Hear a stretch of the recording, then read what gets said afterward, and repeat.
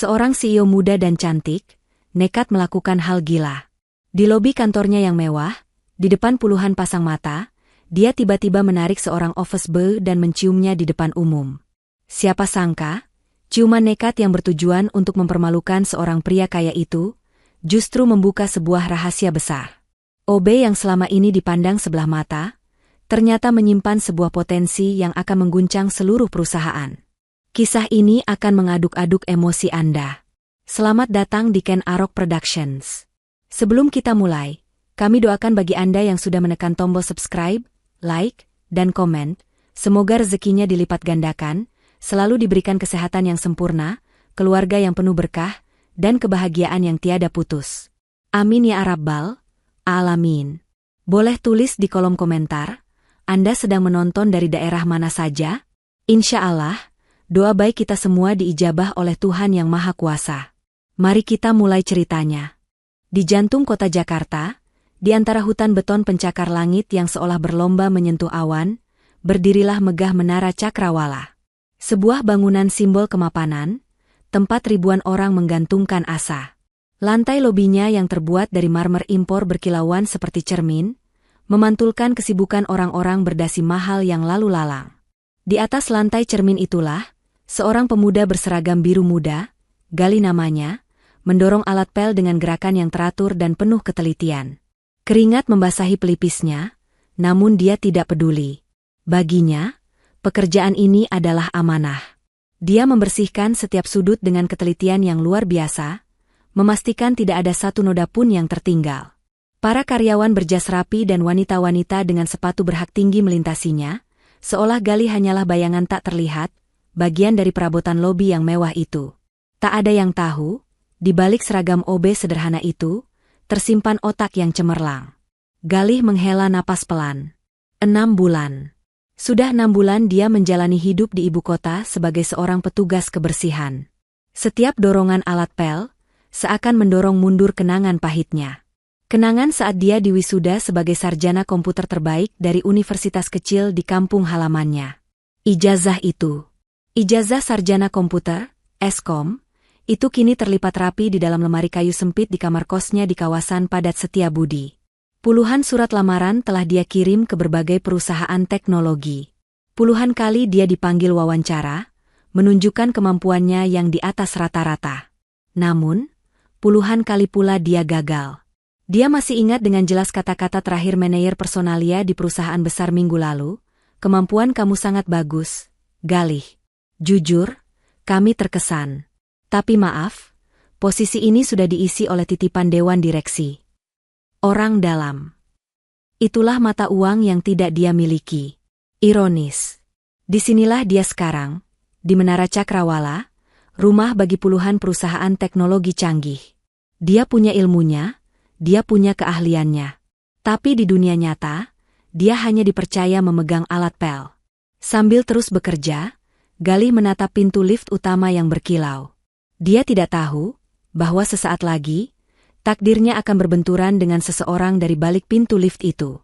Di lantai 50, di dalam kantor sudut yang seluruh dindingnya terbuat dari kaca, seorang wanita muda berdiri membelakangi meja kerjanya. Namanya Rizka. Di usianya yang baru 28 tahun, dia telah berhasil menduduki kursi CEO Cakrawala Tech, sebuah perusahaan rintisan teknologi yang ia bangun dengan keringat dan air matanya sendiri. Pemandangan kota Jakarta dari ketinggian itu biasanya menenangkannya. Namun tidak hari ini. Hari ini, gedung-gedung pencakar langit itu seolah mengejeknya, tampak seperti jeruji penjara yang mengurungnya. Genggaman tangannya pada bingkai jendela kaca itu memutih, menahan amarah yang bergejolak.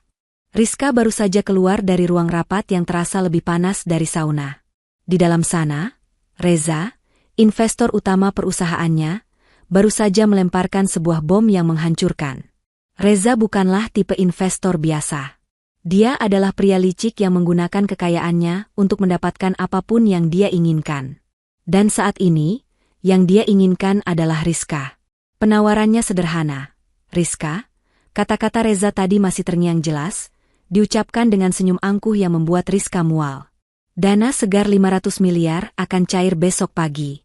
Dengan satu syarat kecil, batalkan pertunanganmu, dan terima lamaranku." Napas Rizka tercekat. Ini bukan lagi soal bisnis. Ini pemerasan. Perusahaannya sedang berada di titik kritis, membutuhkan suntikan dana segar untuk meluncurkan produk baru yang akan menjadi penentu hidup atau mati Cakrawala Tech. Reza tahu itu. Dia sengaja menunggu momen paling rapuh ini untuk menjeratnya. Atau, lanjut Reza dengan nada ringan yang dibuat-buat, kamu bisa menolakku. Dan lihat perusahaan kesayanganmu ini bangkrut dalam hitungan minggu. Aku akan menarik semua investasiku, detik ini juga. Amarah membuat Rizka gemetar. Dia telah bekerja siang dan malam, mengorbankan masa mudanya untuk membangun perusahaan ini dari nol. Dan kini, seorang pria arogan mencoba membeli harga dirinya dengan tumpukan uang. Saya tidak dijual, Pak Reza, desis Rizka dingin, lalu dia bangkit dan berjalan keluar dari ruang rapat, mengabaikan panggilan Reza yang penuh ancaman. Kini, sambil menatap Jakarta, Rizka merasa terpojok. Dia menekan tombol interkom di mejanya. Siapkan mobil saya di lobi bawah.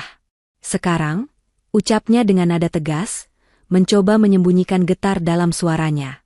Dia menyambar tas tangannya, berjalan cepat keluar dari ruangannya, menuju lift pribadi. Pikirannya kalut, mencari jalan keluar.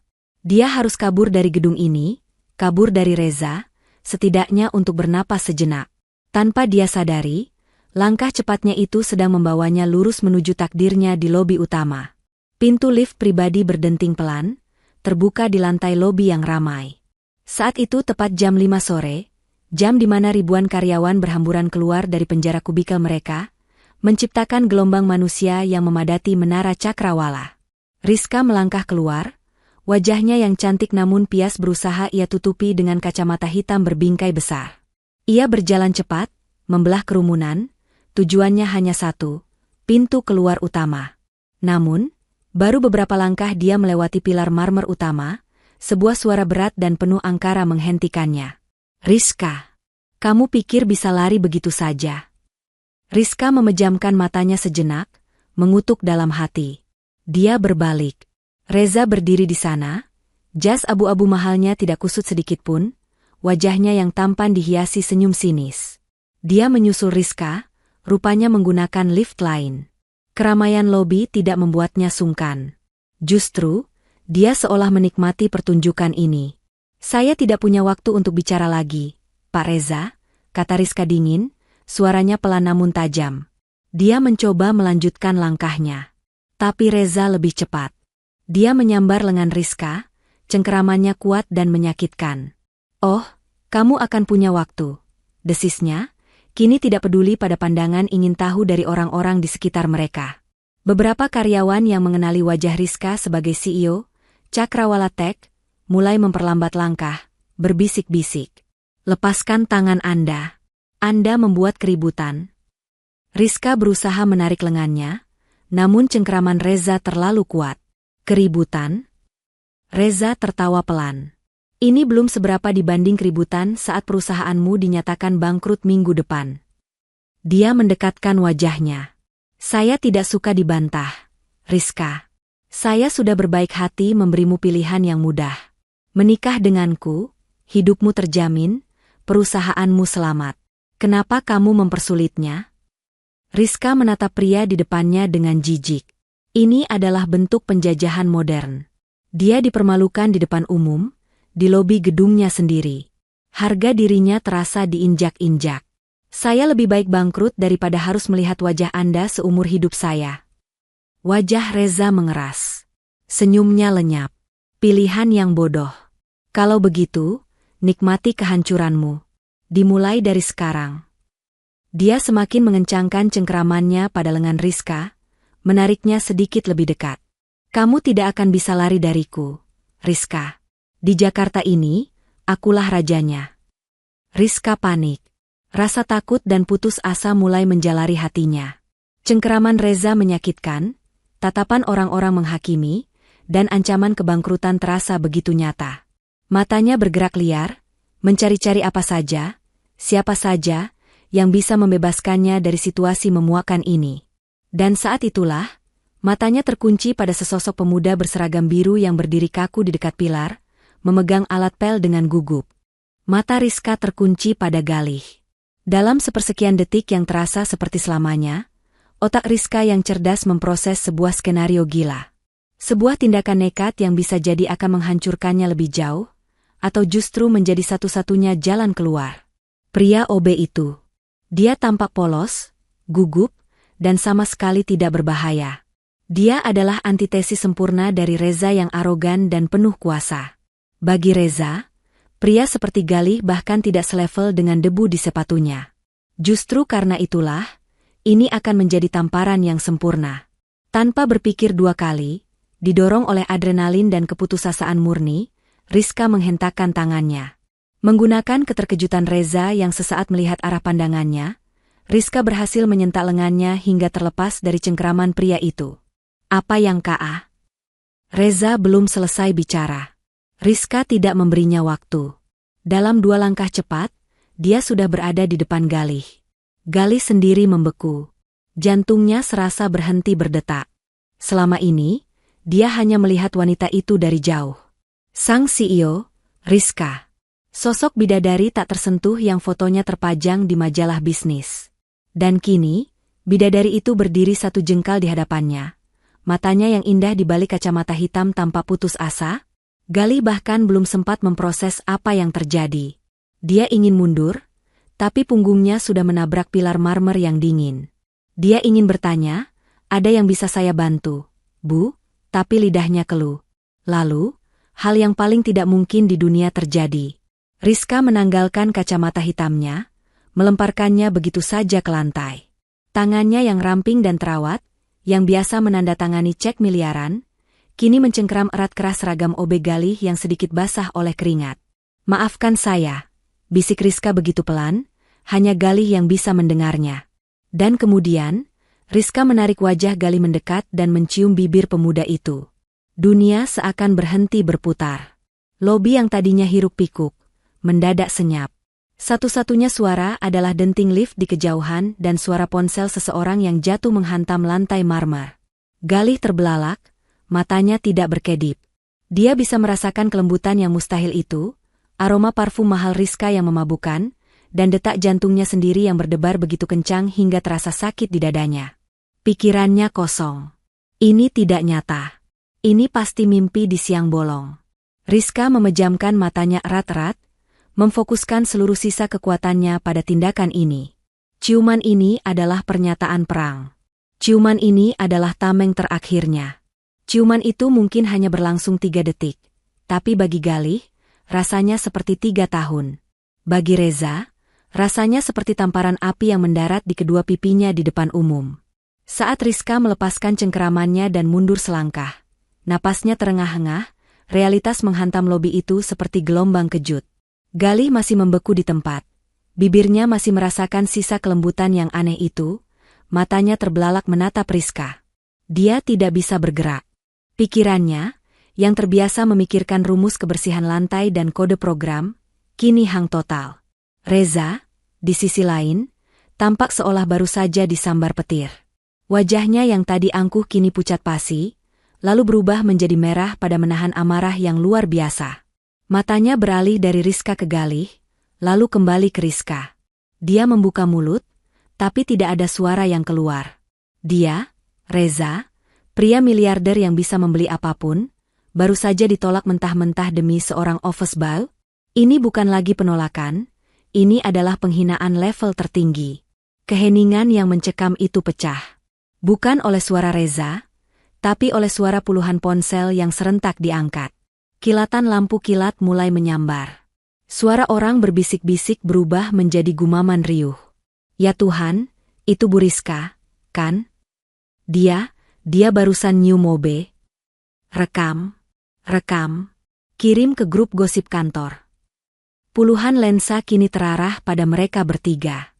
Galih, Rizka, dan Reza. 3 orang dari kasta sosial yang berbeda, kini terikat dalam satu adegan drama yang absurd. Rizka, menyadari apa yang telah dilakukannya, menggunakan sisa-sisa keberaniannya. Dia bergeser sedikit, menempatkan tubuh Galih yang masih kaku seperti patung di antara dirinya dan Reza. "Lepaskan saya, Pak Reza," teriak Rizka, Suaranya bergetar namun lantang, cukup untuk didengar oleh orang-orang di sekitarnya. Saya sudah punya kekasih. Jangan ganggu kami lagi. Kami? Galih tersentak. Kekasih? Otaknya semakin tidak mengerti. Reza akhirnya menemukan suaranya. Kamu gila. Rizka? Kamu mempermalukan dirimu sendiri dengan... Dia menunjuk Galih dengan jijik. Ini? Dia 100 kali lebih baik dari Anda. Balas Rizka. Tanpa menunggu jawaban Reza, Rizka berbalik. Dia tidak lagi memegang kerah Galih. Kali ini, dia menyambar pergelangan tangan pemuda itu. Cengkeramannya erat dan dingin. Ikut aku, perintahnya. Galih, yang masih setengah linglung, tersentak. Dia bahkan tidak sempat mengambil alat pelnya yang tergeletak di lantai. Rizka menariknya paksa, membelah kerumunan yang terbelalak kaget, seolah membuka jalan. Galih hanya bisa tersandung-sandung mengikuti langkah cepat sang CEO. Pintu lift pribadi Rizka terbuka. Rizka mendorong Galih masuk, lalu menekan tombol tutup berkali-kali. Pintu perak itu akhirnya tertutup, mengunci mereka berdua, meninggalkan lobi yang kini meledak dalam gosip dan Reza yang berdiri membatu, menahan malu dan amarah yang siap meledak. Malam itu, video CEO cium OB di lobi menjadi viral di setiap grup WhatsApp Menara Cakrawala, lengkap dengan berbagai teori dan bumbu-bumbu penyedap. Seluruh gedung gempar. Di dalam kotak lift pribadi yang melesat naik tanpa suara, keheningan terasa memekakan telinga. Galih berdiri kaku di sudut, tidak berani bergerak. Dia masih bisa merasakan sisa-sisa kehangatan dan aroma parfum Rizka yang menempel di seragamnya. Jantungnya berdebar begitu kencang, bukan lagi karena syok, tapi karena takut. Apa yang baru saja terjadi? Dia, seorang OB, dicium oleh CEO di depan umum. Dan sekarang dia ditarik paksa ke lift pribadi wanita itu, melesat naik menuju lantai teratas, lantai penthouse yang legendaris, tempat yang hanya bisa diinjak oleh para petinggi. Pikirannya kacau. Dia akan dipecat. Pasti. Ini bencana. Dia melirik Rizka. Wanita itu berdiri membelakanginya, menghadap pintu lift. Bahunya yang tadi tegang saat menarik Galih, kini terlihat sedikit bergetar. Dia sedang mengatur napasnya. Galih bisa melihat pantulan wajah Rizka di permukaan perak pintu lift. Wajah itu pucat, matanya terpejam erat. Wanita itu tampak sama terguncangnya, meski dengan alasan yang berbeda. Tapi kemudian, Rizka menarik napas dalam-dalam. Saat dia membuka matanya, sorot rapuh itu hilang, digantikan oleh topeng dingin seorang pemimpin. Dia kembali menjadi CEO Rizka. Denting. Pintu lift terbuka. Galih terkesiap. Lift itu tidak terbuka ke koridor, melainkan langsung ke sebuah ruangan lobi pribadi yang begitu mewah. Lantainya marmer hitam legam, dindingnya dihiasi lukisan-lukisan abstrak yang Galih yakin harganya lebih mahal dari rumah di kampungnya. Rizka melangkah keluar. Sepatu hak tingginya berketuk pelan di lantai, suaranya terdengar seperti palu hakim di telinga Galih. Tunggu di sini, kata Rizka dingin, tanpa menoleh. Dia berjalan lurus melewati lobi kecil itu, membuka sebuah pintu kayu jati yang tinggi dan menghilang di baliknya. Galih ditinggalkan sendirian di ruangan asing yang terasa lebih dingin dari ruang pendingin. Dia masih mengenakan seragam OB-nya yang sedikit lembab karena keringat. Dia merasa kotor, merasa salah tempat. Dia memandangi tangannya yang kapalan, lalu ke sofa kulit berwarna krem di sudut ruangan. Dia bahkan tidak berani duduk. Setiap detik terasa seperti 1 jam. Dia memikirkan ibu di desa. Memikirkan biaya kos bulan depan. Memikirkan nasibnya yang baru saja dipermainkan takdir. Kenapa harus dia? Dia hanya ingin bekerja dengan tenang, mengumpulkan uang, dan mungkin suatu hari nanti mencoba melamar kerja sebagai staf IT lagi. Pintu yang tadi dimasuki Rizka terbuka. Seorang asisten wanita yang tampak sangat profesional keluar. Dia menatap Galih dari atas ke bawah, tatapannya datar, sulit diartikan. Ibu Rizka akan menemui Anda, katanya. Silakan masuk. Perut Galih melilit. Kakinya terasa seperti jeli saat dia melangkah mengikuti asisten itu, masuk ke dalam ruang kantor utama. Ruangan itu luar biasa besar. 3 sisinya adalah kaca, menyajikan pemandangan kota Jakarta yang mulai menyalakan lampu-lampunya di kala senja. Di tengah ruangan, Rizka berdiri di balik meja kayu raksasa yang kosong, hanya ada satu laptop tipis di atasnya. Dia telah melepas jasnya, menyisakan blus sutra putih yang pas di badan. Dia menatap Galih dengan tajam. Galih menelan ludah, menundukkan kepalanya. Dia sudah pasrah. Dia siap untuk dimarahi, dipecat, atau mungkin dilaporkan ke keamanan. Duduk, kata Rizka. Suaranya datar. Galih tidak berani. Berdiri saja, Bu. Dia sudah menyiapkan kalimatnya. Maaf, Bu, saya tidak tahu apa-apa, saya siap dipecat. Bu, tapi tolong jangan laporkan saya. Saya? Bukan itu yang mau saya bicarakan. Potong Rizka cepat, suaranya setajam pisau. Dia mengabaikan permintaan maaf Galih yang terbata-bata. Dia berjalan ke laci mejanya, gerakannya terkalkulasi dan efisien. Dia tidak menatap Galih. Dia membuka laci, mengambil sesuatu, lalu meletakkannya di atas meja kayu di antara mereka. Benda itu adalah sebuah amplop coklat tebal. Sangat tebal. Cukup tebal untuk menampung gaji Galih selama setahun penuh, atau mungkin lebih. Rizka mendorong amplop itu perlahan ke arah Galih. Ini, katanya, suaranya masih datar, tanpa emosi. Anggap ini kompensasi atas kejadian yang tidak menyenangkan di lobi tadi. Galih mengangkat kepalanya, menatap amplop itu dengan bingung. Kompensasi? Matanya beralih dari amplop ke wajah Rizka. Wajah cantik itu kini dingin dan tidak terbaca. Wanita yang tadi tampak putus asa dan menciumnya dengan nekat, kini telah hilang, digantikan oleh seorang ratu es.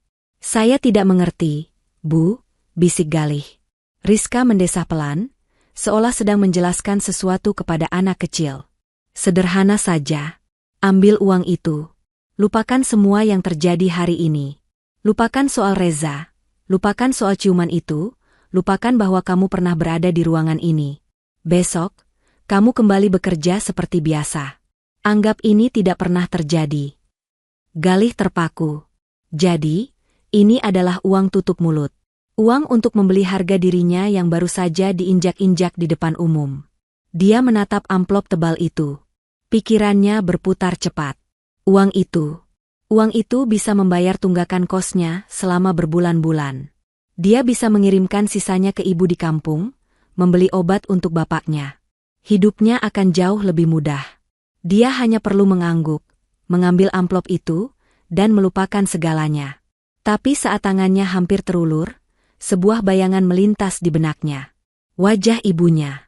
Wajah bangga ibunya saat dia lulus sarjana, meski hanya dengan pesta syukuran sederhana. Ibunya yang selalu berkata, "Le, kamu boleh tidak punya apa-apa. Kamu boleh miskin harta. Tapi jangan pernah jual harga dirimu. Itu satu-satunya harta yang tidak bisa dibeli."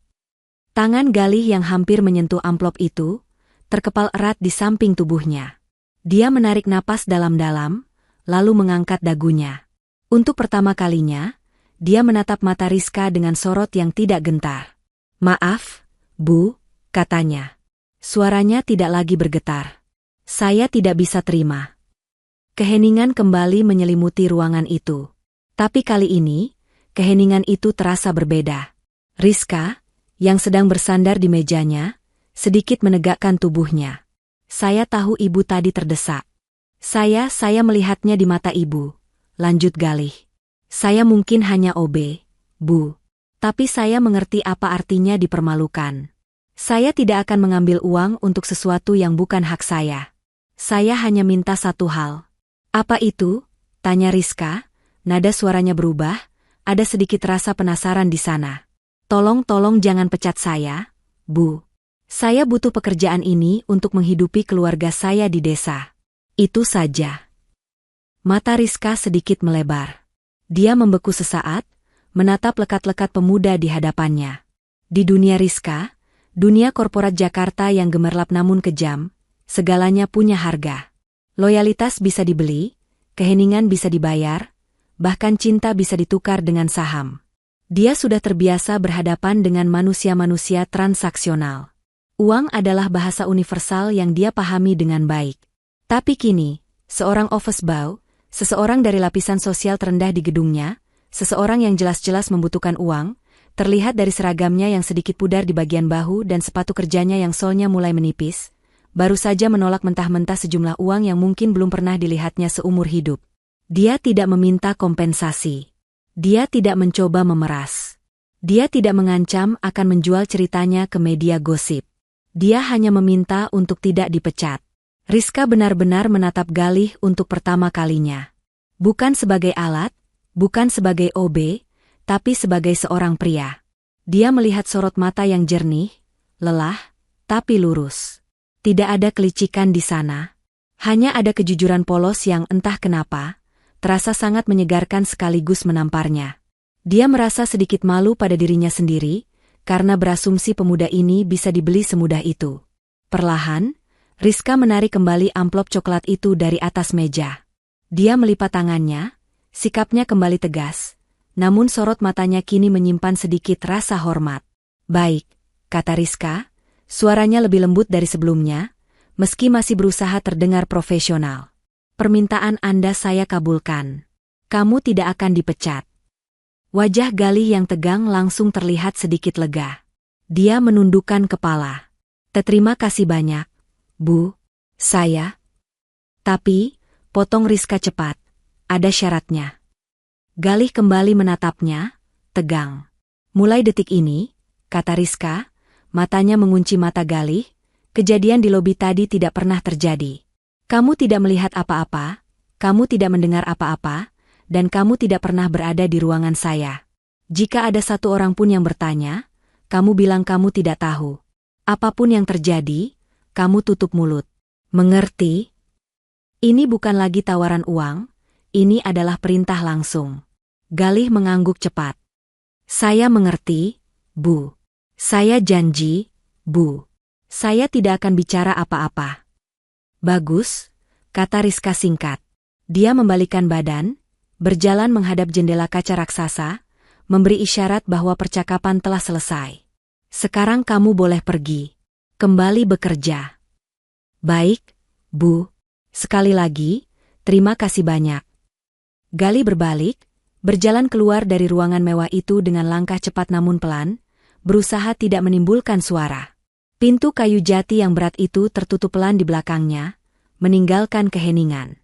Asisten Rizka mengantarnya kembali ke lift pribadi dalam diam, wajahnya tetap datar seolah tidak ada hal aneh yang baru saja terjadi. Begitu pintu lift tertutup dan membawanya turun, Galih akhirnya bisa bernapas. Dia bersandar di dinding lift, jantungnya masih berdebar kencang. Dia selamat. Dia tidak dipecat. Tapi hidupnya baru saja menjadi jauh lebih rumit. Sementara di lantai 50, Rizka masih berdiri mematung menghadap jendela. Dia menatap amplop tebal di tangannya.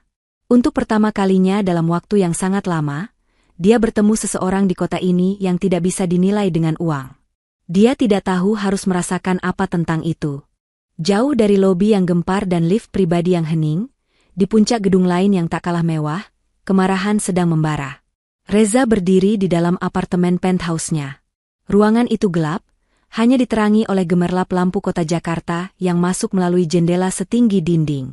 Di tangannya, tergenggam sebuah gelas kristal berisi minuman mahal yang separuhnya telah ia tenggak.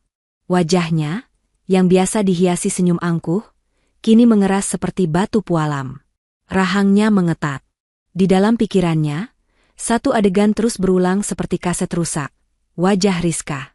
Wajah office boy itu. Dan bibir mereka yang bersentuhan. Sebuah penghinaan.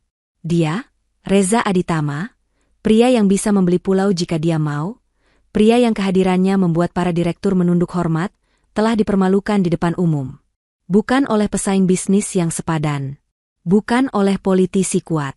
Tapi oleh seorang wanita yang menolaknya demi seekor tikus berseragam OB. Amarah itu akhirnya mencapai puncaknya. Dia meraung, suaranya tertahan oleh kaca tebal apartemennya, lalu melemparkan gelas kristal itu dengan sekuat tenaga ke dinding. Gelas itu hancur berkeping-keping, percikannya membasahi lukisan mahal di dinding. Rizka, Rizka, kamu akan membayar ini, desisnya, napasnya memburu. Dia meraih ponselnya yang tergeletak di meja marmer. Tangannya gemetar, bukan karena takut, tapi karena amarah yang meluap.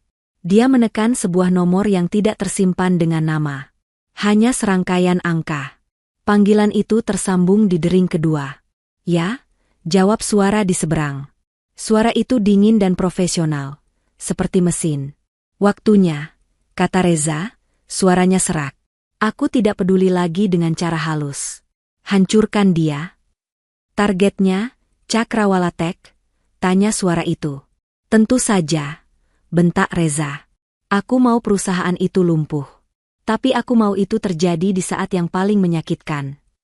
Saya perlu spesifik, kata suara itu, tidak terpengaruh oleh amarah Reza. Reza menarik napas, senyum kejam mulai tersungging di bibirnya. Bagus sekali kamu bertanya. Besok pagi, jam 9. Dia punya presentasi paling penting dalam hidupnya.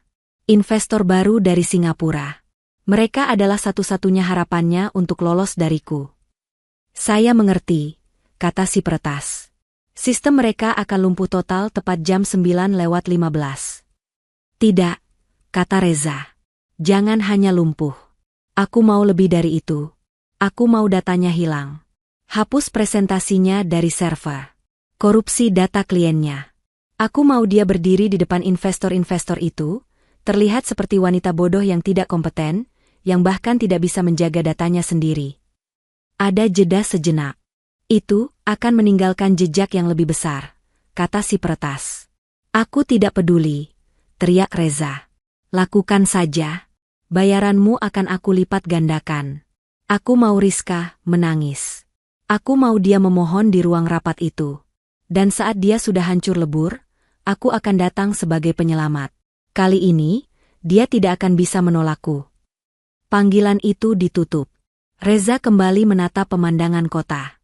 Amarahnya kini telah berubah menjadi sesuatu yang lebih dingin dan lebih mengerikan. Sebuah antisipasi. Kita lihat, Rizka, bisiknya ke kegelapan. Apa? Kekasih, Obemyu itu bisa menyelamatkanmu dari ini. Pagi harinya, Menara Cakrawala berdengung oleh dua hal, gosip terpanas dan ketegangan bisnis terpenting. Di lobi dan setiap koridor, video buram, CEO Cium Obe, telah menjadi sarapan pagi. Setiap karyawan yang berpapasan di depan mesin kopi, berbisik-bisik, melontarkan teori-teori liar.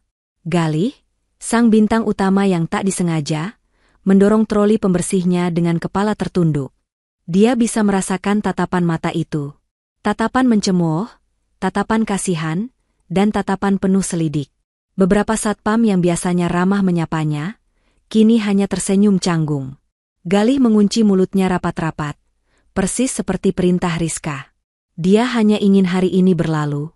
Di sisi lain gedung, di lantai 50, suasananya berbeda. Ketegangan terasa pekat di udara. Hari ini adalah hari rombongan investor dari Singapura akan tiba untuk menentukan nasib Cakrawala Tech. Tepat pukul 9:05, Rizka melangkah keluar dari lift. Dia tampak sempurna. Setelan blazer berwarna biru tua membalut tubuhnya, rambutnya disanggul rapi, wajahnya dirias tanpa celah. Dia berjalan lurus melewati barisan kubikel, mengabaikan para karyawan yang langsung pura-pura sibuk saat melihatnya. Dia adalah gambaran seorang pemimpin yang tenang dan memegang kendali. Tak ada yang tahu, di dalam hatinya, badai sedang bergemuruh. Pukul 9 tepat, Rizka sudah berada di ruang rapat utama. Tim intinya, termasuk Pak Doni, kepala divisi IT yang terkenal sombong namun kompeten, telah siap siaga. Tak lama kemudian, 3 investor dari Singapura masuk. Mereka adalah pria-pria parubaya dengan aura bisnis yang kental. Wajah mereka serius, jam tangan mereka mahal, dan mereka tidak datang untuk basa-basi. Selamat pagi, tuan-tuan. Terima kasih atas waktunya. Sapa Rizka dengan senyum profesional. Rapat dimulai. 5 menit pertama berjalan mulus. Rizka memaparkan visi perusahaan dengan fasih. Para investor mengangguk-angguk kecil.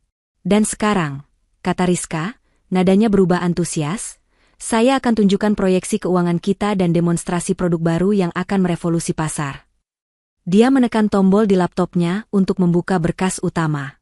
Dan saat itulah neraka ciptaan Reza terlepas.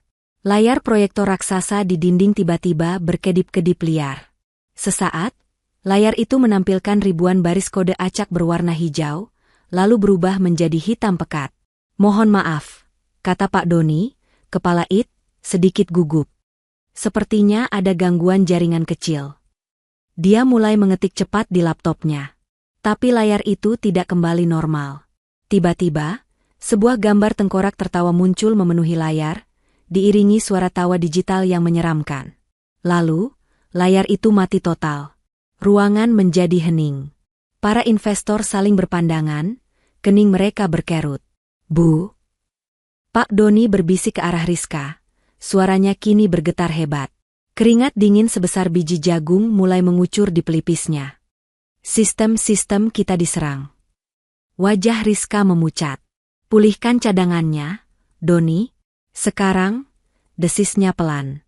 "Itu masalahnya, Bu," jawab Doni, suaranya nyaris putus asa. "Bukan cuma daun. Peretasnya, dia tahu persis di mana data kita. Berkas presentasi utama, data klien, proyeksi, semuanya terkorupsi. Hilang. Kita tidak punya apa-apa untuk ditunjukkan." Keheningan di ruang rapat itu terasa berat dan memalukan. Ketiga investor dari Singapura itu sudah mulai mengemasi tas laptop mereka. Salah satu dari mereka berdeham, suaranya terdengar jengkel. "Nyonya Rizka," katanya dengan logat Melayu yang kental, "kami terbang ribuan kilometer bukan untuk melihat pertunjukan sirkus. Ini buang-buang waktu kami." "Tunggu, Tuan Lim, mohon beri saya waktu." Rizka memohon, suaranya tercekat. Dia menatap Pak Doni dengan pandangan putus asa, tapi kepala IT itu hanya menggelengkan kepala. Wajahnya seputih kapas. Sistem telah dikunci dari luar. Mereka tamat. Tepat di puncak keputusasaan itu, pintu ruang rapat bergeser pelan. Semua kepala yang ada di ruangan itu serentak menoleh ke pintu. Galih berdiri di sana, membeku. Dia sedang memegang nampan perak berisi cangkir-cangkir kopi panas dan beberapa piring kue kecil, pesanan rutin untuk rapat investor. Dia tidak tahu apa yang terjadi. Yang dia rasakan hanyalah hawa dingin permusuhan di dalam ruangan itu. Maaf, Bu, Pak, ini kopinya." Cicit Galih, ingin segera berbalik dan lari dari tatapan tajam para petinggi. "Taruh saja di sana dan cepat keluar," bentak Pak Doni, suaranya tinggi karena stres. Dia perlu melampiaskan rasa malunya pada seseorang, dan Galih adalah sasaran empuk. Galih mengangguk kaku. Dengan langkah cepat dan gemetar, dia berjalan menuju meja samping untuk meletakkan nampan. Saat itulah, dalam sepersekian detik, matanya yang terlatih secara tidak sengaja tertuju pada layar laptop Pak Doni yang masih menyala. Layar itu penuh dengan barisan log diagnostik yang gagal. Bagi orang awam, itu hanya tulisan acak. Tapi bagi Galih, sarjana IT, itu adalah sebuah cerita yang sangat jelas. Tanpa sadar, sebuah gumaman pelan keluar dari mulutnya, sangat pelan, nyaris tak terdengar. Itu kan cuma SQL injection sederhana. Kenapa bisa tembus firewall semudah ini?" Galih bergumam pada dirinya sendiri, sebuah refleks dari seorang ahli yang melihat kesalahan amatir. Tapi di ruangan yang sunyi itu, gumamannya terdengar. Pak Doni, yang kebetulan berdiri paling dekat, mendengarnya. Wajahnya yang sudah pucat kini memerah karena malu dan marah. Dia berbalik, menatap Galih seolah pemuda itu baru saja menghinanya. "Apa yang kamu bilang barusan?" desis Pak Doni. Galih terlonjak kaget. Dia sadar telah berucap. "Tidak, Pak, saya." "Diam kamu, OB," bentak Pak Doni, kini suaranya meledak. Dia sudah tidak peduli lagi pada para investor. Harga dirinya sebagai kepala IT baru saja diinjak-injak oleh seorang petugas kebersihan. "Tahu apa kamu soal SQL injection? Kamu bahkan tidak tahu cara menyalakan komputer. Cepat keluar dari sini." Galih menunduk dalam-dalam, tubuhnya gemetar. "Maaf, Pak." Dia berbalik hendak lari keluar ruangan. "Tunggu." Suara itu bukan suara Pak Doni. Suara itu dingin, berwibawa, dan penuh tekanan. Suara Rizka. Galih berhenti, punggungnya masih menghadap Rizka.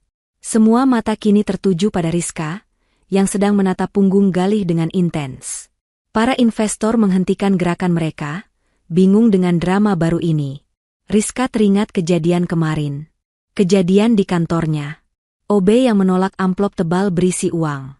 OB yang meminta untuk tidak dipecat karena harus menafkahi keluarganya. OB yang jujur. Ulangi, kata Rizka. Apa yang kamu katakan tadi? Galih berdiri kaku, punggungnya masih menghadap Rizka. Perintah itu, ulangi, menggantung di udara. Dia bisa merasakan tatapan seluruh isi ruangan menusuk punggungnya. Tatapan bingung para investor, tatapan marah Pak Doni, dan di atas segalanya, tatapan tajam Rizka. Perlahan, sangat perlahan, Galih berbalik. Wajahnya pucat pasi, bibirnya gemetar. Dia menatap Rizka, matanya memancarkan ketakutan dan kebingungan. Kenapa Bu Rizka bertanya padanya? Bu, ini konyol. Pak Doni akhirnya angkat bicara. Suaranya terdengar jengkel dan terhina. Kita sedang menghadapi krisis besar, dan Anda mau mendengarkan ocehan seorang office boy? Dia pasti hanya mengulang istilah yang pernah dia dengar di film. Saya mohon, jangan buang waktu. Diam, Doni. Suara Rizka pelan, tapi mematikan. Cukup untuk membuat Pak Doni terdiam seketika. Wajahnya memerah karena amarah yang tertahan. Mata Rizka tidak pernah lepas dari Galih. Saya bertanya padamu, katanya, suaranya kini sedikit melunak, seolah hanya ada mereka berdua di ruangan itu. Apa yang kamu katakan tadi?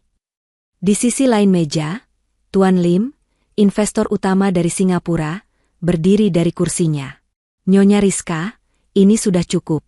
Kami menghargai usaha Anda, tapi jelas perusahaan Anda sedang dalam masalah keamanan yang serius. Kami akan 5 menit. Suara Rizka memotong ucapan Tuan Lim. Semua orang terkejut. Tuan Lim, kata Rizka, suaranya bergetar menahan emosi, tapi matanya menyala. Anda terbang ribuan kilometer ke sini. Apa artinya 5 menit lagi? Beri saya 5 menit. Lalu, dia kembali menatap Galih. Tekanan di ruangan itu begitu besar, seolah oksigen telah tersedot habis. Ini adalah momen penentuan. Karir Rizka, masa depan, Cakrawala Tech, dan nasib Galih. Semuanya bergantung pada apa yang akan diucapkan Galih selanjutnya. Galih menatap mata Rizka. Dia melihat keputusasaan di sana. Keputusasaan yang sama seperti yang dia lihat di lobi kemarin. Tapi kali ini, dia juga melihat sesuatu yang lain. Sebuah harapan tipis. Wanita ini, CEO ini, memberinya pilihan. Dan tiba-tiba, rasa takut Galih tergantikan oleh sesuatu yang lain. Sesuatu yang telah lama terpendam. Bukan keberanian, tapi kejengkelan. Kejengkelan karena ijazah sarjananya tidak ada artinya. Kejengkelan karena dia selalu kalah oleh orang dalam. Kejengkelan karena dia, yang tahu persis apa masalahnya, harus diam sementara Pak Doni yang sombong itu kebingungan. Dia menarik napas dalam-dalam. Maaf, Bu, katanya, suaranya lebih keras dari yang dia duga, cukup untuk membuat seisi ruangan mendengarnya. Saya lulusan sarjana komputer, Bu. Saya lulusan IT. Keheningan total. Pak Doni menatapnya seolah Galih baru saja mengaku sebagai alien. Para investor menaikkan alis. Galih tidak berhenti. Adrenalin kini memompa deras. Apa yang saya lihat di layar Pak Doni, dia menunjuk laptop kepala IT itu tanpa rasa takut. Itu bukan serangan canggih. Itu SQL injection standar. Peretasnya masuk karena ada celah keamanan yang sangat mendasar di form login publik. Dia tidak merusak data, dia hanya memindahkannya dan menguncinya. Saya yakin saya bisa menutup celahnya. Dan mungkin melacak kemana data itu dipindahkan. Ruangan itu hening. Pak Doni hendak membantah, tapi Rizka mengangkat tangannya. Dia menatap Galih, benar-benar menilainya. OB yang jujur. OB yang menolak suap. Dan kini, OB yang mengaku sarjana IT. Rizka mengambil keputusan paling gila dalam karirnya. Dia menatap Pak Doni dengan tatapan sedingin es. Minggir dari laptop itu. Biarkan dia coba. Lalu dia berbalik menatap Tuan Lim. 5 menit. Dimulai dari sekarang. Atmosfer di ruangan itu begitu tegang, hingga terasa sulit untuk bernapas. Pak Doni membeku sesaat. Wajahnya memucat, lalu memerah, lalu kembali pucat. Bu, Anda tidak serius. Desisnya, suaranya bergetar antara marah dan malu. Anda lebih percaya dia daripada kepala IT Anda sendiri. Saya percaya pada hasil, Pak Doni, jawab Rizka dingin, matanya tidak beralih dari Galih. Dan saat ini, Anda tidak memberi saya hasil. Sekarang, minggir. Perintah itu adalah final. Dengan gerak lambat yang penuh kehinaan, Pak Doni bangkit dari kursinya. Dia menatap Galih dengan sorot mata penuh kebencian, seolah pemuda itu adalah kotoran yang menempel di sepatunya. Dia menyentak kursinya ke belakang dengan kasar. Silakan, Sarjana, ejeknya. Tuan Lim di seberang meja melipat tangannya di dada, melirik jam tangan mewahnya yang berkilau. 4 menit, katanya, suaranya datar. Waktu Anda berjalan, Nyonya Rizka. Semua tekanan kini beralih ke Galih. Keringat dingin membasahi punggungnya. Kakinya terasa seperti timah saat dia melangkah maju.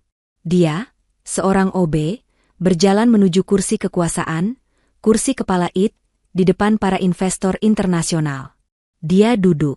Kursi kulit itu terasa terlalu empuk dan mewah untuk seragamnya. Dia meletakkan tangannya di atas laptop mahal milik Pak Doni. Dan saat itulah, sesuatu terjadi. Begitu jemarinya menyentuh papan ketik, seluruh getaran di tubuhnya berhenti. Lobi yang ramai, seragam OB-nya yang pudar, tatapan meremehkan Pak Doni, kepanikan Rizka, semuanya lenyap. Yang ada hanyalah dia dan layar. Dunia luar meredup, menyisakan barisan kode yang berantakan di hadapannya.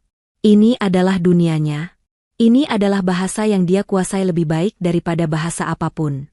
OB Galih telah menghilang. Yang ada kini adalah Galih, sang sarjana komputer. Jari-jarinya, yang pagi tadi memegang gagang sapu, kini menari di atas papan ketik. Gerakannya cepat, pasti, dan penuh irama. Dia tidak membuang waktu melihat log error yang membuat Pak Doni panik. Itu hanya gejala. Dia langsung menuju ke sumber penyakitnya. Dia membuka terminal perintah, layarnya berubah hitam dengan tulisan hijau. Dia mengetik barisan perintah yang bahkan tidak dimengerti oleh Pak Doni. Dia menyusup ke dalam sistemnya sendiri dari pintu belakang, mencari celah yang dia lihat tadi. Dia menggunakan kernel akses. Gumam salah satu staf IT junior di belakang Pak Doni, suaranya penuh kekaguman. Tidak mungkin, desis Pak Doni, tapi matanya terpaku pada layar, melihat bagaimana Galih membongkar pasang sistem keamanan yang baru saja dia banggakan tadi pagi. 2 menit berlalu. Galih menemukan celahnya. Form login yang terhubung ke basis data tamu. Dia menutup lubang itu, membangun dinding api digital dalam hitungan detik. Serangan itu terhenti. Dia menghentikan serangannya, bisik Tuan Lim kepada rekannya. Tapi datanya masih hilang. Galih belum selesai. Kini setelah pintu ditutup, dia harus mencari di mana peretas menyembunyikan datanya. Dia mengetik lagi, melacak jejak digital si peretas. Dia menemukan sebuah folder tersembunyi yang dienkripsi, terkunci rapat. Waktu tersisa 1 menit. Jari-jarinya kembali bergerak. Dia tidak mencoba membobol enkripsi, dia tidak punya waktu. Dia mencari kunci digital yang pasti ditinggalkan si peretas di cache sistem. Dan dia menemukannya. Dengan satu perintah, enter, terakhir, folder itu terbuka. Di layar proyektor utama, gambar tengkorak yang tertawa itu berkedip, lalu lenyap. Digantikan oleh logo Cakrawala Tech. Lalu, desktop Rizka muncul. Galih menggerakkan tetikus, membuka folder yang baru saja dia selamatkan. Di sana, berkas presentasi bernama final_presentation_sumber terletak dengan aman. Galih menarik napas. Dia berbalik menatap Rizka, pelipisnya basah oleh keringat, tapi matanya tenang. Sudah kembali, Bu, presentasinya aman. Keheningan total melanda ruangan. Tuan Lim menatap layar, lalu menatap jam tangannya. Dia mengangkat alis. 3 menit. 51 detik. Dia menatap Galih dari atas ke bawah, lalu beralih ke Rizka. Wajahnya yang tadi kaku dan jengkel, kini tersenyum tipis. Silakan dilanjutkan presentasinya, Nyonya Rizka. Rizka menatap Galih. Napasnya yang sejak tadi tertahan di dadanya, akhirnya terlepas dalam satu embusan pelan. Dia tidak melihat seragam OB. Dia tidak melihat noda keringat di pelipis pemuda itu. Yang dia lihat adalah penyelamatnya. Tatapan Rizka pada Galih saat itu bukanlah tatapan seorang CEO kepada petugas kebersihan. Itu adalah tatapan seorang komandan pada prajurit yang baru saja seorang diri memenangkan pertempuran yang mustahil. Galih, yang adrenalinnya mulai surut, balas menatap Rizka. Dia kemudian melirik canggung ke arah Pak Doni, yang masih berdiri membatu dengan wajah pucat, lalu ke para investor. Dia sadar, dia masih duduk di kursi kepala IT. Dengan gerakan sedikit kaku, Galih bangkit dari kursi itu. Dia tidak tahu apa yang harus dilakukannya sekarang. Haruskah dia kembali mengambil nampan kopi? Seakan bisa membaca pikiran Galih, Rizka bertindak cepat. Dia mengambil alih kendali ruangan itu kembali. "Terima kasih," katanya pada Galih.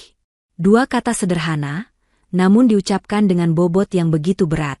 "Tugasmu di sini selesai." Lalu, dia beralih ke asisten pribadinya yang sejak tadi berdiri mematung di dekat pintu. "Tolong urus kopi untuk para tamu." Asisten itu bergegas mengambil alih nampan dari tangan Galih. Terakhir, Rizka kembali menatap Galih. "Tunggu saya di luar," perintahnya. Nada suaranya profesional, tapi matanya menyeratkan hal lain. "Jangan kemana-mana, tetap di lantai ini." "Baik, Bu," jawab Galih pelan. Dia berbalik. Saat berjalan menuju pintu keluar, dia melewati Pak Doni. Kepala IT itu bahkan tidak berani menatap mata Galih. Dia hanya menunduk, menatap lantai marmer dengan pandangan kosong. Pria yang beberapa menit lalu membentak Galih, kini telah hancur harga dirinya. Pintu ruang rapat tertutup pelan di belakang Galih, meninggalkannya sendirian di lobi pribadi lantai 50, jantungnya masih berdebar kencang. Dia masuk sebagai OB yang ketakutan, dan keluar sebagai pahlawan misterius. Di dalam ruangan, suasana berubah total. Rizka menyambungkan laptopnya ke proyektor yang kini berfungsi sempurna. Dia berdiri tegak di depan meja, menatap ketiga investor itu dengan keyakinan baru. Api telah kembali ke matanya. "Mohon maaf atas gangguan teknis tadi, tuan-tuan," kata Rizka dengan senyum tipis yang penuh percaya diri. "Seperti yang baru saja Anda saksikan, Cakrawala Tech menghadapi ancaman keamanan dengan sangat serius dan sangat cepat. Dia berhasil memutarbalikkan bencana terbesar dalam karirnya menjadi demonstrasi kekuatan yang impresif." "Tuan Lim," sang investor utama, balas tersenyum. Dia jauh dari kata marah. Dia tampak terhibur dan terkesan. "Sangat cepat, memang, Nyonya Rizka," katanya, sambil bersandar nyaman di kursinya. "Kami akui, itu pertunjukan yang menarik. Sekarang, silakan tunjukkan pada kami apa yang membuat perusahaan Anda layak kami danai." Rizka menarik napas dalam-dalam. Dengan senang hati, dia memulai presentasinya. Kali ini, suaranya mantap, idenya cemerlang, dan visinya jelas. Dia memaparkan datanya dengan penuh gairah. Namun, sementara mulutnya berbicara tentang angka dan proyeksi, sebagian kecil dari pikirannya tertuju pada satu hal. Pemuda berseragam OB yang dengan patuh menunggunya di luar pintu. Rapat ini harus segera selesai. 1 jam kemudian, pintu ruang rapat utama akhirnya terbuka. Tuan Lim dan rekan-rekannya dari Singapura keluar, wajah mereka tidak lagi tegang, melainkan dihiasi senyum puas. Tuan Lim berhenti di depan Rizka, mengulurkan tangannya. "Presentasi yang luar biasa, Nyonya Rizka," katanya. "Dan tim keamanan Anda sangat mengesankan. Kami akan segera menghubungi Anda kembali, tapi saya rasa, kita akan menjadi rekan bisnis yang sangat baik." "Terima kasih atas kepercayaan Anda, Tuan Lim," balas Rizka, menjabat tangan itu dengan erat. Hatinya serasa melambung. Dia berhasil. Setelah mengantar para investor sampai ke lift pribadi, Rizka berbalik. Hal pertama yang dicarinya adalah Galih. Pemuda itu masih ada di sana, berdiri canggung di sudut lobi lantai 50, di samping pot tanaman hias yang besar. Dia tampak seperti baru saja berlari maraton, seragam OB-nya kini terlihat sangat tidak pada tempatnya. Tanpa berkata apa-apa, Rizka berjalan cepat ke arahnya. Galih yang melihat Rizka mendekat, langsung berdiri tegap, wajahnya kembali gugup. "Ikut saya," kata Rizka. Nadanya tidak bisa dibantah. Dia tidak membawa Galih ke ruang rapat. Dia juga tidak membawanya ke lobi asisten. Dia membuka pintu kantor pribadinya yang mewah dan memberi isyarat agar Galih masuk. Ini adalah kedua kalinya Galih berada di ruangan itu dalam 2 hari, namun suasananya sangat berbeda. Rizka menutup pintu. Dia tidak langsung ke meja kerjanya. Dia berdiri di tengah ruangan, berhadapan langsung dengan Galih. "Saya tanya sekali lagi," kata Rizka, suaranya pelan namun menusuk. "Siapa kamu sebenarnya?" Galih menelan ludah. Tidak ada lagi yang bisa disembunyikan. "Nama saya Galih, Bu. Saya lulusan sarjana komputer dari Universitas di Jawa Tengah. Lulusan terbaik angkatan saya." Mata Rizka menyipit. "Lalu apa yang kamu lakukan dengan alat pel di lobi saya?" Galih akhirnya menceritakan semuanya. Dia menceritakan tentang puluhan lamaran yang dia kirim. Tentang wawancara-wawancara di mana dia selalu kalah oleh kandidat yang membawa surat sakti atau punya orang dalam. Dia bercerita tentang keputusasaan tentang ibunya di desa, dan bagaimana pekerjaan sebagai OB adalah satu-satunya pekerjaan halal yang bisa dia dapatkan di Jakarta untuk bertahan hidup. Rizka mendengarkan dalam diam. Wajahnya yang tadi berseri karena kemenangan bisnis, kini mengeras menahan amarah. Dia bukan marah pada Galih. Dia marah pada sistem yang hampir membuat permata seperti ini lolos dari genggamannya. "Galih," kata Rizka, "kamu bukan cuma menyelamatkan presentasi saya. Saat kamu di dalam tadi, apalagi yang kamu temukan?" Saya menutup celah keamanannya, Bu," kata Galih. "Dan saya melacak jejak digital penyerangnya. Sangat jelas. Serangan itu berasal dari sebuah alamat IP yang disamarkan, tapi jejak transaksinya mengarah ke server pribadi milik Reza Aditama," potong Rizka. Matanya berkilat berbahaya. Galih terkejut. "Ibu sudah tahu?" "Saya tahu motifnya," kata Rizka. "Sekarang, berkat kamu, saya punya buktinya." Rizka berjalan ke mejanya, mengangkat telepon, bukan ke asistennya, tapi ke kepala tim legalnya. "Saya punya bukti kuat atas sabotase digital dari Reza Aditama. Segera proses. Hubungi pihak berwajib." Berita menyebar cepat di Menara Cakrawala. Sebelum jam makan siang berakhir, Reza Aditama, yang sedang menunggu kabar kehancuran Rizka, justru dijemput oleh pihak berwajib di lobi kantornya sendiri atas tuduhan kejahatan siber dan sabotase bisnis. Bukti digital yang ditemukan Galih tak terbantahkan. Sore itu, Rizka kembali memanggil Galih ke ruangannya. "Mulai hari ini," kata Rizka, "kamu bukan lagi petugas kebersihan. Saya tidak butuh kamu sebagai asisten teknis. Saya butuh kamu untuk memimpin tim IT saya. Posisi kepala petugas teknologi, CTO, sekarang milikmu." Galih terdiam. Dari OB menjadi CTO. Dalam 1 hari. Rasanya seperti mimpi. "Tapi, Bu, saya..." "Jangan panggil saya, Bu, lagi," potong Rizka. Malam itu, setelah semua kekacauan reda, Rizka mengajak Galih ke satu tempat. Bukan ruang rapat, bukan kantornya, tapi taman di atap gedung, rooftop garden Menara Cakrawala. Gemerlap lampu Jakarta terbentang di bawah mereka seperti lautan berlian. Angin malam meniup rambut Rizka yang kini tergerai. "Galih," katanya pelan, "kamu orang paling jujur dan paling brilian yang pernah aku temui." Galih tersenyum, menatap pemandangan kota. Anda orang pertama yang memberi saya kesempatan, Bu, maksud saya, Rizka." Rizka tertawa pelan. Dia berbalik menghadap Galih. "Ciuman di lobi itu adalah sandiwara terburukku. Aku minta maaf." "Tidak apa-apa," kata Galih. "Itu menyelamatkan Anda." "Tidak," kata Rizka, dia melangkah sedikit lebih dekat. "Kamu yang menyelamatkan aku. Hari ini, dan perasaanku sekarang ini bukan sandiwara." Rizka berjinjit sedikit. Galih, menyadari apa yang terjadi, menundukkan kepalanya. Di bawah langit Jakarta yang menjadi saksi, Rizka mencium Galih. Kali ini, tidak ada paksaan, tidak ada kepanikan, dan tidak ada penonton. Ciuman itu tulus, lembut, dan penuh janji. 1 tahun telah berlalu sejak malam di mana dua dunia bertabrakan. Di tempat yang sama, di Taman Atap Menara Cakrawala, angin malam Jakarta kini terasa jauh lebih bersahabat. Dua sosok berdiri berdampingan, menatap lautan cahaya kota yang terbentang di bawah mereka. Salah satunya adalah Rizka. Senyumnya kini jauh lebih sering terkembang, tidak ada lagi jejak stres yang dulu membayanginya. Di sampingnya berdiri Galih. Dia tidak lagi mengenakan seragam OB. Malam ini, dia hanya mengenakan kemeja katun sederhana yang rapi, namun aura percaya diri memancar kuat darinya. "Lihat," bisik Rizka, sambil menyandarkan kepalanya di bahu Galih. Dia menunjuk ke salah satu gedung baru yang paling terang di kejauhan. Papan iklan, Cakrawala Tech. Terpasang minggu lalu.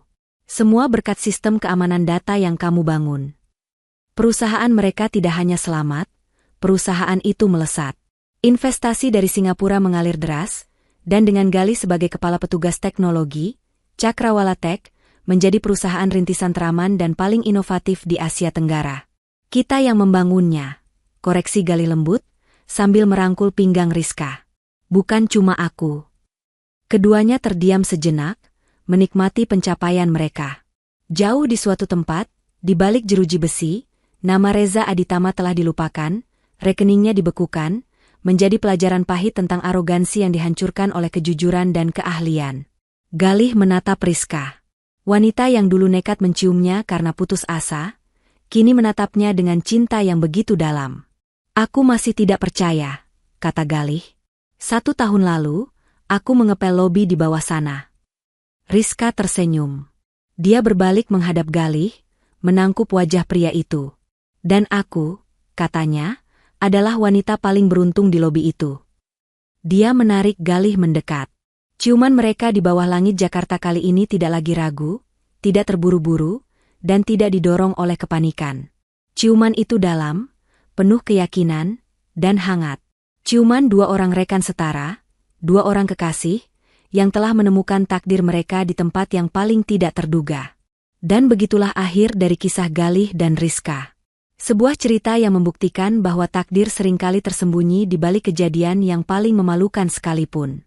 Cerita tentang harga diri yang tidak bisa dibeli, dan potensi brilian yang bisa tersembunyi di balik seragam yang paling sederhana.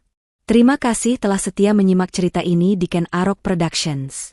Oh iya, berbicara soal penampilan. Dulu Galih memakai seragam, tapi sekarang, penampilannya beralih menjadi simpel namun tetap profesional dan percaya diri. Sama seperti koleksi kaos polos di Shopee. Bagi Anda yang ingin tampil elegan, santai, tapi tetap berkelas, kaos polos ini adalah jawabannya. Dibuat dari bahan katun terbaik yang adem dan super nyaman dipakai seharian. Jahitannya sangat rapi, dan pilihan warnanya membuat Anda terlihat berwibawa tanpa perlu berlebihan. Penampilan sederhana tapi berkualitas adalah kunci percaya diri. Langsung saja cek koleksi lengkapnya di tautan yang ada di kolom deskripsi di bawah. Masukkan ke keranjang Shopee Anda sekarang juga sebelum kehabisan. Sekali lagi, terima kasih sudah menonton. Jangan lupa subscribe, like, dan komen agar kami bisa terus menyajikan cerita-cerita menarik untuk Anda. Saya, narator Anda, dari Ken Arok Productions. Sampai jumpa di cerita berikutnya.